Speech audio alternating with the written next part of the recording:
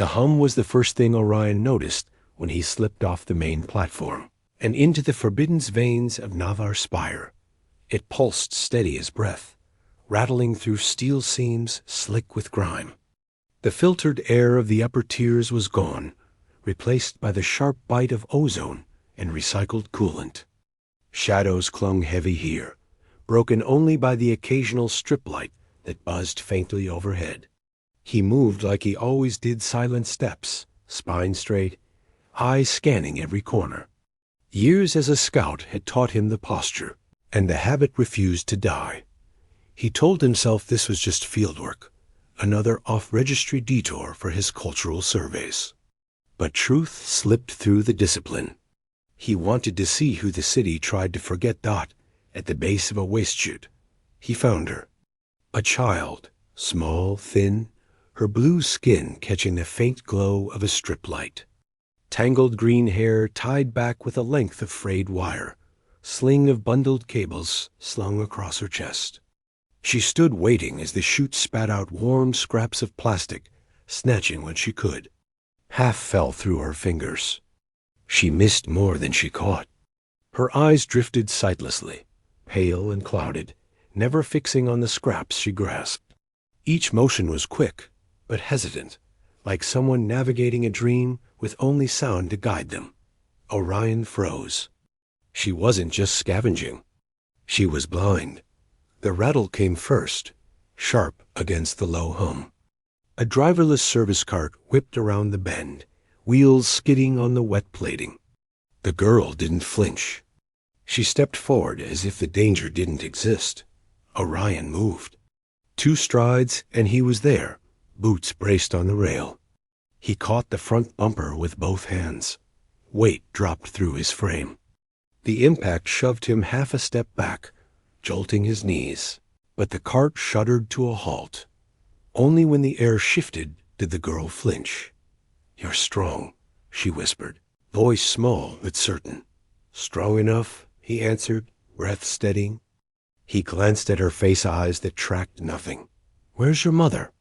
he asked gently. "Coming soon." She tightened her grip on the sling like proof of belonging.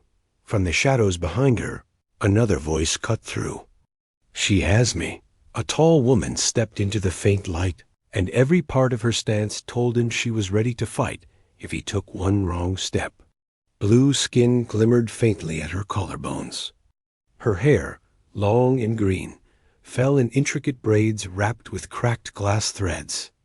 A sapphire mesh shawl, once ceremonial, now frayed and worn, hung loose about her shoulders. Her eyes stayed sharp on him. "I'm not here to cause trouble," Orion said, keeping his hands open. "Then leave," she replied, voice flat. But her gaze flicked back to the child, her mask edged with fear. "She doesn't track light," he said quietly. The woman's jaw tightened. "We know. I've seen this before. Laminic retinal fade, congenital. It worsens in sterile air. The clinic gave drops. Told us to accept it." The bitterness in her tone could have cut steel. The girl tilted her head. "You stopped the cart. You didn't yell. Yelling doesn't stop things." Orion crouched, careful to keep his movements slow. "I carry neuro-optic refractors," he explained. "They bypass damaged fibers and feed new signals straight to the brain. They can't fix her eyes, but they might let her see." Suspicion flashed hard in the mother's gaze. "Why her?" "Because she heard the cart before I did," he said simply. "Because she's surviving with nothing. And because you'd kill me if I harmed her." Her lips twitched once. "Correct." The girl tugged her mother's shawl. "What kind of glasses?" "They won't hurt. They might let you see." Silence thickened, heavier than the metal walls. Hope was sharper than fear. The woman's shoulders squared. "You don't touch her without permission." "Agreed. If she says stop, you stop." "Yes." She swallowed, then gave one short nod. Inside, the alcove smelled of boiled root and rust. A coil heater hummed low, its glow dim. A broken glass weave loom leaned in the corner, slack threads drooping like dead vines. The girl sat cross-legged, sling in her lap. Her mother stood behind, arms folded. As Orion set his field case on the floor, slim silver petals unfolded from a soft headband, delicate as a breath. "They don't fix eyes," he said softly. "They give your brain new data. You might feel dizzy first. Then it should stop." The girl's small shoulders lifted, then steadied. "Okay." Orion slid the band gently behind her head. Her body went rigid. Her mother's hands settled firm on her shoulders. They counted together.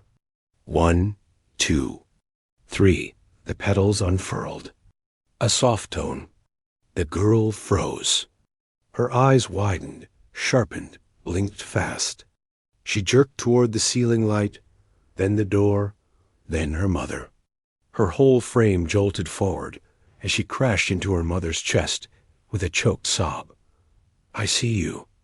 The woman broke. Arms wrapped around her daughter, shoulders shaking as glowing tears streaked down her cheeks. Orion sat back on his heels, pulse loud in his ears. He looked away, giving them the privacy they deserved. But he stayed. His gaze lingered on the collapsed loom in the corner, and his hand reached for his toolkit. Neutrality was a choice he no longer wanted. Tonight, he would fix what he could. The heater hummed steady in the dark hours, a low warmth pressed against thin walls that barely kept the corridor's chill away. Orion had not slept. He sat cross-legged on the floor with his toolkit open, bent over the warped frame of the loom. Each twist of the rod, each tightened bolt, was measured, precise. It was easier to work than to think about the moment he had seen a blind child blink at light for the first time. Kayan stirred in her nest of patched blankets, the silver glow of the refractors still faintly pulsing at her temples. Her breathing was shallow, twitching as her mind wrestled with new signals flooding through pathways that had been quiet her whole life. Serial lay close, her arms stretched toward her daughter, even in sleep, fingers curled as if ready to catch her. When the first amber glow of the spire's cycle seeped through ceiling seams, Orion shifted against the wall. Serial's eyes opened at once, alert. She pushed herself upright in one motion, braid falling over one shoulder, expression sharp as a blade until she found Kayan still curled safe. "Any pain?" she whispered. Kayan's eyelids fluttered and opened fully. She blinked fast, gaze darting across the room. "It's still here," she breathed. "The light. It's still here." Her small hands clutched the blanket, then lifted to trace the threads of her mother's shawl with sudden wonder. "It shines." Serial's throat caught. Her lips trembled, but she forced her voice steady. "Yes, it shines." Orion studied her, quiet. He had expected disorientation, nausea, even terror. Instead, he saw restless hunger. The child wanted more already, and that would be its own danger. "Slow," he said firmly. "Your brain is still mapping what it means. Too much too soon, and the signals might overload." Kayan frowned, small brows furrowed. "But I can walk now. I can look." "Not yet," Orion said. 2 days in calm light. Then you'll take steps." Serial watched him with the same suspicion she had carried since the night before, but her hand never left her daughter's hair. "You expect us to believe the device will hold." "It will need calibration," Orion answered. "Every cycle month, maybe sooner. But you won't need a clinic." He reached for his field case, sliding out a small panel of tools. "I can teach you how. The software is embedded. Manual inputs. Precision, not power." She eyed the tools, jaw tightening. "Why would you give us that?" "You could sell those calibrations for credits." "Because she deserves to see her mother's face every day, not once a month," he said simply. Something cracked in Serial's gaze, hope colliding with mistrust. She looked away, swallowing hard. Kayan, oblivious, reached a hand toward Orion's shoulder, fingers tentative. You're real when I look. His chest tightened. That's good. It means the signals are steady. The silence that followed was heavy, broken only by the heater's pulse. Orion let it stretch. He had learned long ago that silence was where people told the truth. And here, truth weighed more than promises. Kayan's eyes flicked toward the broken loom in the corner, curiosity sparking in her gaze. Will it shine too? She asked. Cyril stiffened. Orion turned, followed her daughter's sight line, and let his eyes linger on the bent rods, the slack filaments, the dustless care. If it's repaired, yes. It can shine again. Cyril's face hardened. It doesn't matter. I can't work it anymore. Not here. Not like this. It matters, Orion said. He set his wrench gently on the floor and met her eyes. Because if you make again, she learns she comes from more than scraps. Her shoulders lifted as if to argue, but no words came. Only silence, tight and shaking. Kayan broke it, whispering, Please, Mama, I want to see it sing. Cyril pressed her lips shut, eyes wet. Then, after a long breath, she turned her face away. If it fails, it breaks both of us, she said. Orion picked up his tools again. Then I'll make sure it doesn't fail. The heater's hum deepened, filling the alcove. Kayan curled closer to her mother, still wide-eyed, still restless, and Cyril finally let her hand rest lightly on the loom's warped frame. Orion saw the decision settle into her bones. Not trust, not yet, but the smallest step toward wanting again. The lower markets of Navar Spire breathed like another organism entirely. Damp heat clung to the walls, condensation sliding down cracked plating. Pipes hissed overhead, releasing bursts of steam that smelled faintly of copper. Orion moved through it like he had been born in shadow, steps placed between puddles, coat zipped high, hood low over his brow. He carried only the compact toolkit at his side, no weapons visible. In the undertiers, visible meant dangerous. He had memorized the sweep intervals before leaving. Registry drones passed in a slow rotation above the grid, their audit lidar casting silver cones of light down through the corridors. Orion counted heartbeats between each pass 16 seconds northbound, 35 clear on southbound. He slipped from shadow to shadow, a silent ghost who had done this too many times before. Cyril's list was folded inside his pocket, though he knew every mark by heart. 8 lengths of high-tensile glassweave filament, 2 spools of anchor thread, solvent packets, a replacement tension rod. Ordinary tools, unless you understood what they meant. To Cyril, it was the difference between scavenging scraps and creating again. To Kayan, it was proof her world could shine. The entrance to the black-lined den was hidden behind an old ventilation hatch, marked out of service in peeling paint. Orion crouched, listened once for the drone hum, then pushed through. The temperature shifted instantly warmer, thicker. A low steel chamber stretched ahead, crates stacked high in uneven rows, lit only by a single cracked bulb that buzzed faintly. A figure lounged on a crate in the half-light. Zaini tall, lean, skin like burnished iron, eyes gleaming silver. Her faded harness hung loose on her shoulders, every inch of her body coiled like a spring. She tilted her head as Orion entered. You walk like law, she said.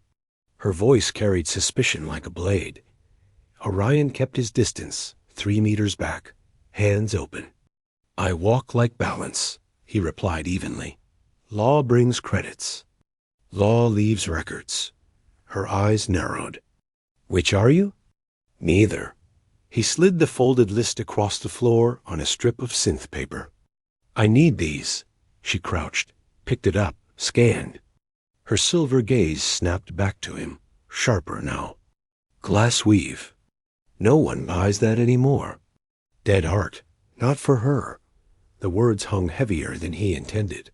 The Zaini studied him for a long moment, searching for cracks. This is personal. It's necessary.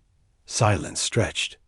At last, she slid off the crate, moving with liquid precision. 2 hours. I'll wait, she frowned. That makes me nervous. Good, Orion said, and lowered himself to sit cross-legged on the floor. He went utterly still, breathing slow, hands resting on his knees. He had learned long ago that motion unsettled more than silence. The chamber filled with the hiss of steam, pipes and the faint clang of distant lifts. Time passed in heavy drips. Orion did not move, did not speak. By the time the Zaini returned, it was her shoulders that carried the tension, not his. She slid a sealed crate across the floor. You tell no one, she said sharply. No one will. No. Orion set down 2 credit bars. She waited until he had lifted the crate before she scooped them up, eyes still narrow. But she did not stop him. By the time he slipped back into the corridors, the spire had dimmed toward its rest cycle. Drone sweeps thinned, hum softening above. Orion carried the crate close, his path traced through shadows. He reached the alcove without a sound and sealed the curtain behind him. Serial was awake, sitting cross-legged on the floor, braid loose over her shoulder.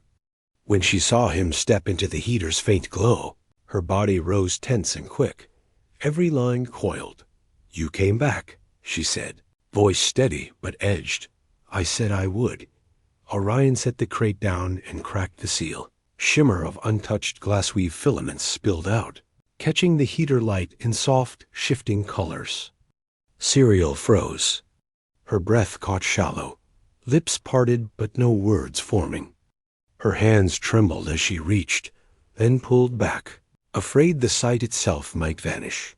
Kayan stirred in her nest, eyes blinking open. She sat up fast, pupils darting, the refractors pulsing faint silver. Is that for the loom? Yes. She scrambled up, still tangled in her blanket, and hurried to Serial's side. Can you make the shining cloth again now? Serial's throat worked, but her voice broke on the single word. Maybe. Orion crouched by the loom, opening his toolkit. We'll reinforce the frame first. If it collapses under new filament, it will ruin the weave. Serial knelt beside him, her thigh brushing his knee as she lowered herself to the floor. She moved with slow focus, weight of the choice pressing heavy. Kayan sat cross-legged nearby, eyes wide, watching every motion. Together they worked. Hours slipped unnoticed. The loom began to hum softly, under tightening tension. A note that had not sounded in years. Serial froze, eyes flicking up to Orion. Did you hear it? She whispered. Yes, he said. It's alive again. Something flickered through her expression. Relief, disbelief, something deeper. She bent over the loom again, hands steadier, weaving faster, as if memory had returned to her fingers. Kayan leaned forward, whispering in awe. It shines like your skin. Mama. Serial glanced at her daughter, then at Orion. For the first time, she smiled. Not guarded, not polite. Real.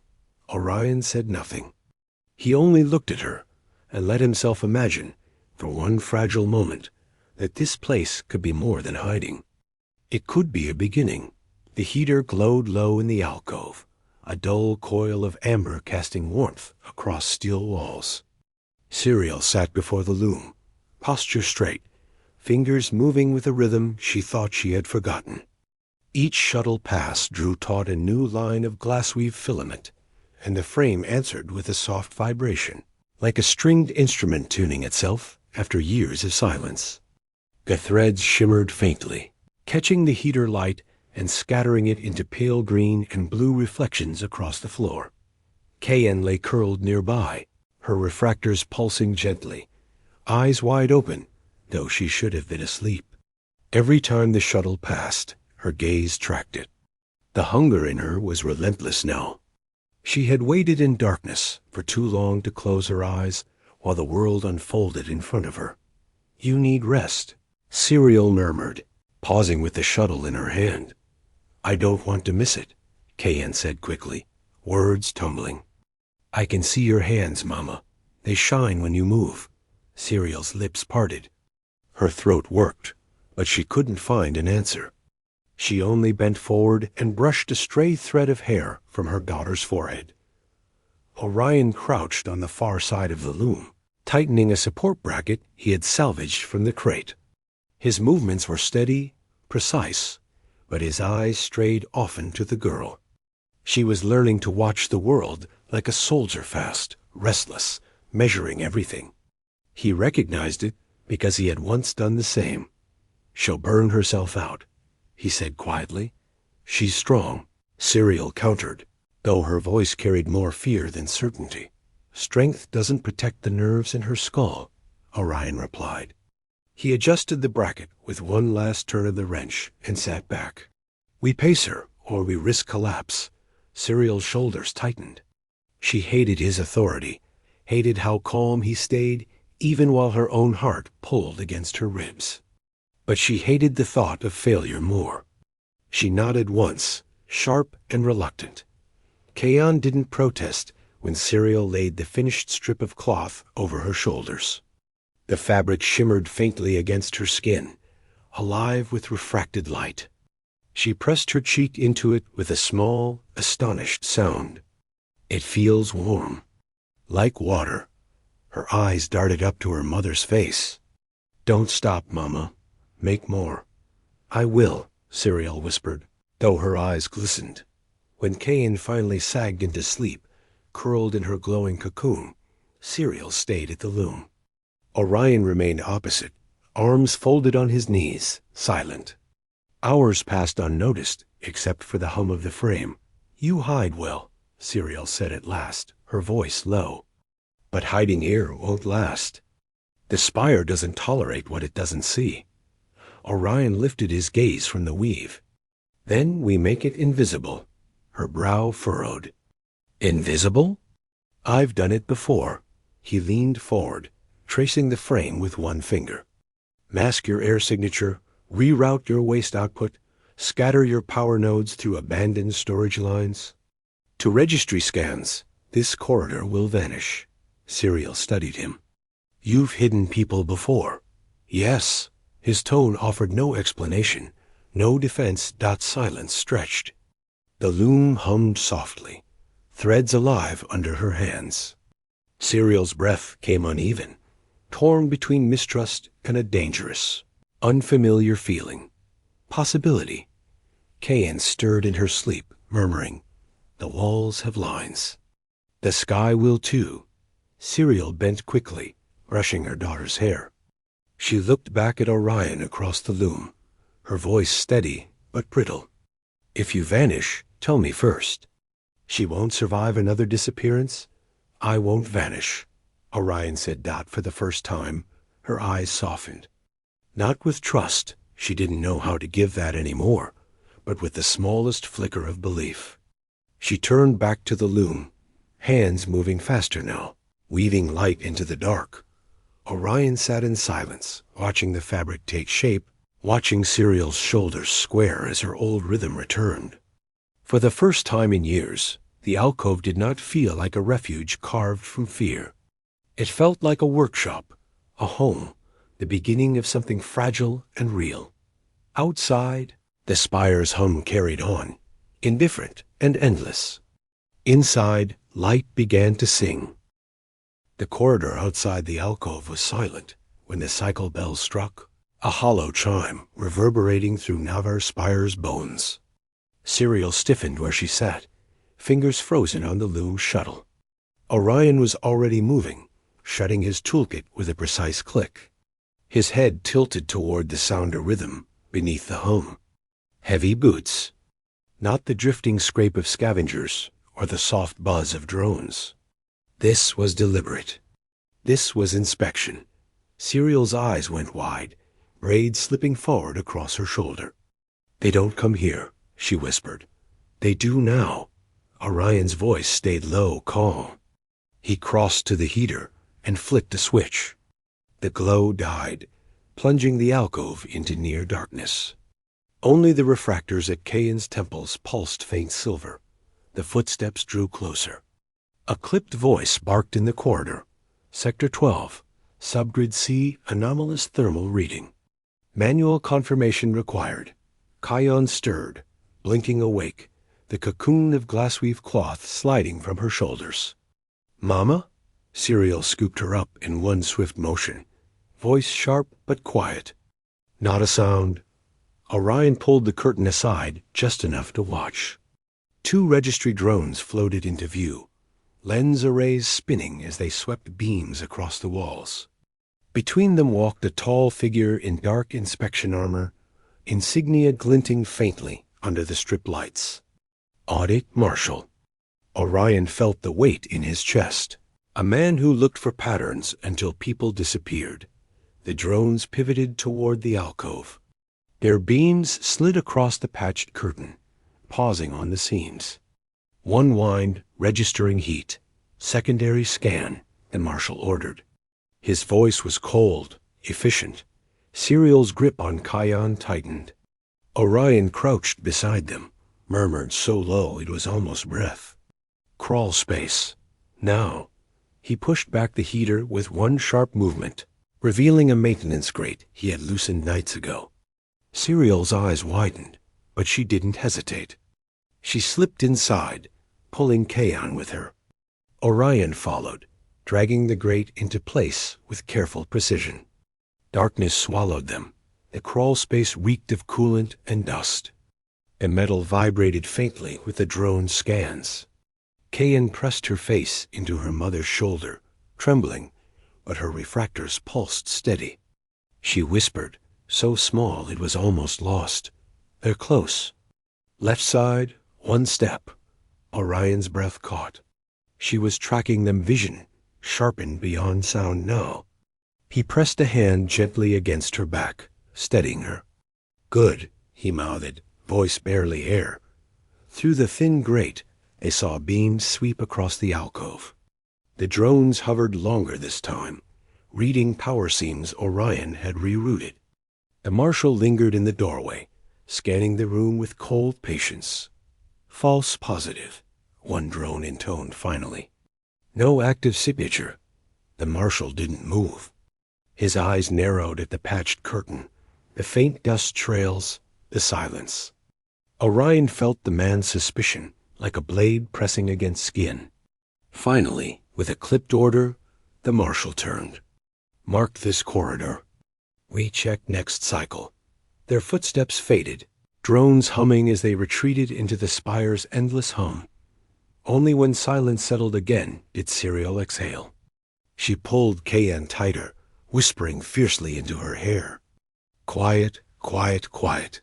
Kayan lifted her face. "I helped. I saw where they were." Serial's throat caught. Tears shimmered in her eyes, but her voice shook with pride and fear. "Yes, you did." Orion slid the grate back into place, rising to his feet with deliberate control. He stared at the now empty corridor, jaw tight. That was no routine sweep. "They'll come again." Serial set Kayan down gently, but her hands didn't leave her shoulders. "You said invisible." "They weren't looking for heat," Orion said. "They were looking for people." He turned back, eyes hard in the dim glow. "Which means someone knows you're here." Serial froze, staring at him. Her hand clenched the glassweave cloth still draped around Kayan's shoulders. The fabric shimmered faintly in the dark, alive with scattered light. Kayan looked up at them both, voice small but steady. "If they take my glasses, will I be blind again?" Silence pressed heavy. Serial's lips parted, but no words came. Orion crouched, meeting her gaze with steady calm. "Not if I stop them first." The heater remained cold. The loom stood unfinished, threads trembling faintly. In the silence that followed, the hum of the spire seemed louder than ever. Like a heartbeat counting down. The hum of the spire felt sharper the next morning, like the metal itself carried tension. Orion sat with his back against the wall, tablet balanced on his knees, scrolling through archived maintenance logs he wasn't supposed to have. His eyes tracked numbers, timestamps, spectral data, but his mind stayed fixed on the night before. Audit marshals didn't waste their time on the under corridors without reason. Someone had flagged them. Someone, somewhere, had noticed. Serial moved quietly behind him, her braid heavy against her shoulder as she stoked the heater back to life. Kayan crouched nearby, tracing the glowing lines of the half-finished weave with her fingertips. She whispered colors to herself, as if naming them made them stay green, blue, silver. The refractors at her temples pulsed steady, no flicker, no distortion. Orion logged it silently. "What are you really doing here?" Serial asked at last. Her voice was soft, but every edge was sharp. "You say you study people, but you move like a soldier, not a scholar." Orion didn't look up. "I was a soldier." His fingers swiped through another log.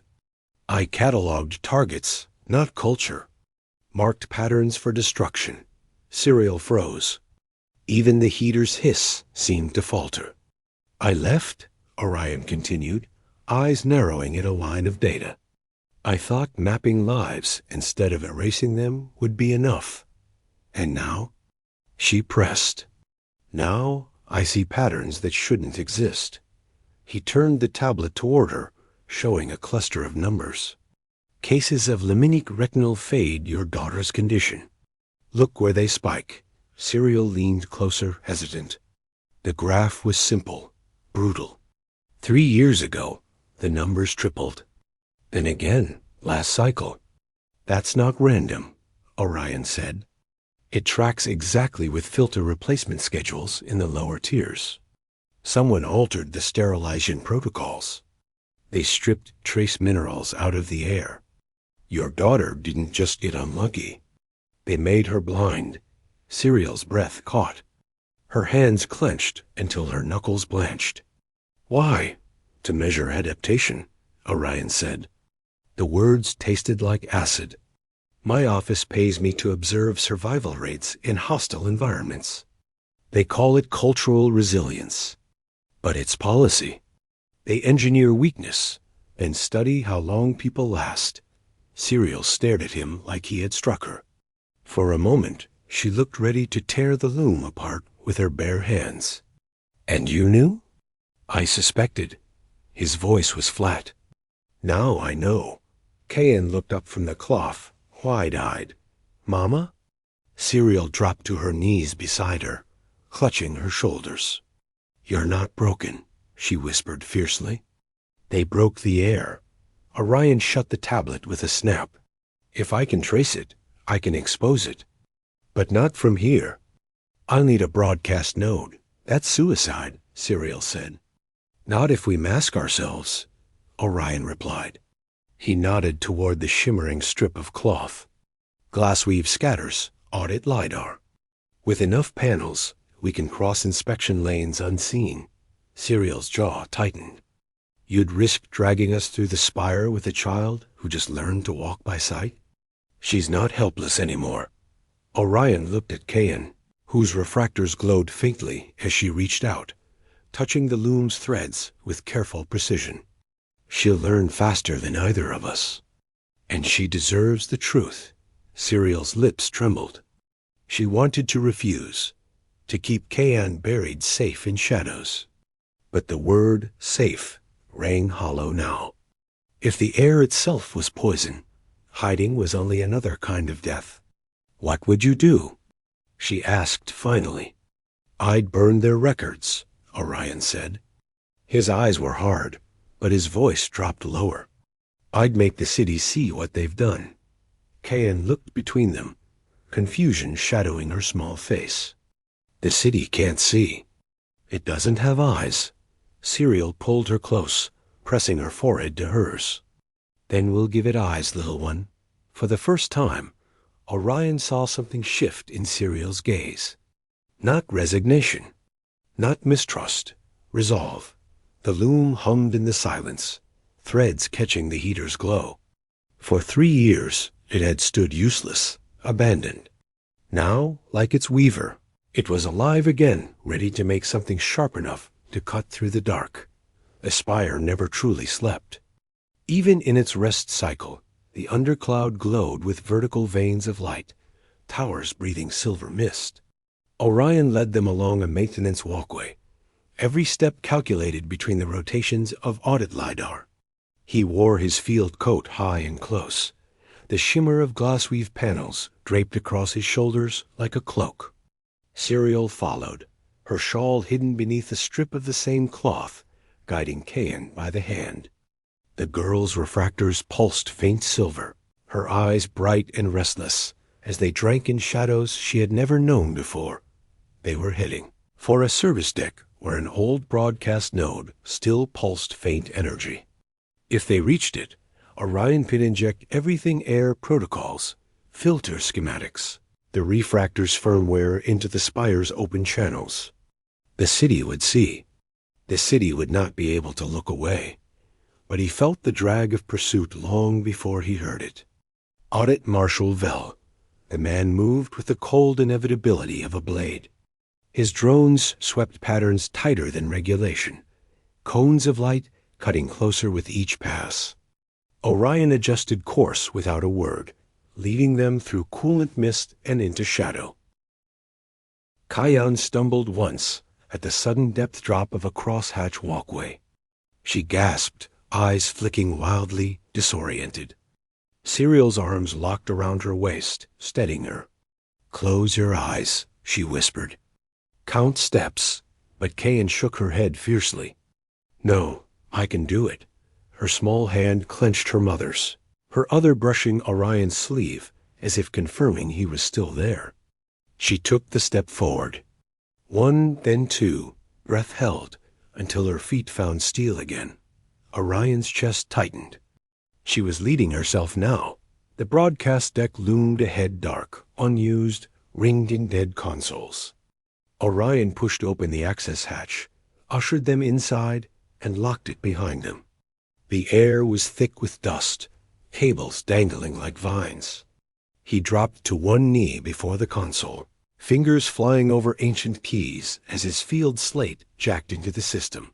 Lines of code scrolled. Data logs filled the screen filter schematics, medical case clusters, the refractor's hidden firmware. His jaw tightened. The words were stark. Perception control failsafe. Active. Remote disengage enabled. Failsafe? Serial's voice was sharp behind him. Orion's pulse thudded. The refractors aren't just vision aids. They're leashes. The board can revoke sight whenever they want. Serial's breath hitched. She turned instantly to Kayan, who had pressed close to her side, wide-eyed. "If they shut it down, she fade again," Orion said. "Unless I burn the link out." "Then do it," Serial snapped. His hands hovered. "It'll make her vision permanent. But it'll mark me. Once I sever the channel, registry will know exactly who tampered." Serial's eyes locked on his. "You already chose us." The door rattled. Drones hummed outside. Vell's voice echoed cold through the metal. Sector 12 anomaly confirmed. "Open the hatch." Orion's fingers slammed across the keys. The failsafe channel flickered, sparked, and died. The refractors pulsed bright once, then steadied, free. Kayan gasped, eyes wide, and whispered in awe. "It's clear." "It's all clear." The console blared a warning. Orion had left a fingerprint burned into the system. His name, his signature, now flashing across registry screens. The hatch buckled. Light sliced through the seams. Drones poured in. Serial ripped the half-woven cloth from the loom strip Orion had carried, hurling it into the flood of light. Glassweave refracted, scattering beams into a storm of false echoes. Drones stuttered, lidar confused. "Run!" Orion barked. Serial pulled Kayan into the corridor, the child clutching her glowing cloth tight. Orion braced the hatch with a maintenance bar, holding the gap long enough for them to vanish into mist. He saw Vell's silhouette in the doorway, eyes glinting like steel. Then he turned and ran behind them. Alarms began to wail, echoing up through the tiers. But across the spire's public channels, Orion's broadcast detonated like fire. Schematics, logs, proof. Every citizen saw the truth, the filters, the blindness, the refractor leash dot by the time Serial led Kaon back to their hidden alcove. The loom still unfinished, the city was already changing. Shouts echoed from upper platforms. Drones recalled in confusion. Kayan curled into her nest, clutching the shimmering cloth, eyes bright with a sight that could not be revoked. "Mama," she whispered, "tomorrow can I see the sky?" Serial pressed her forehead to her daughter's, tears bright. "Yes, tomorrow." Orion lingered in the doorway, shoulders heavy. He knew he could never stay. Registry had his name now.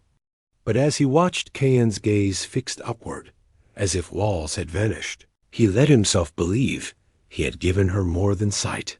He had given her a beginning. The hum of Navar Spire filled the silence again, unchanged, endless.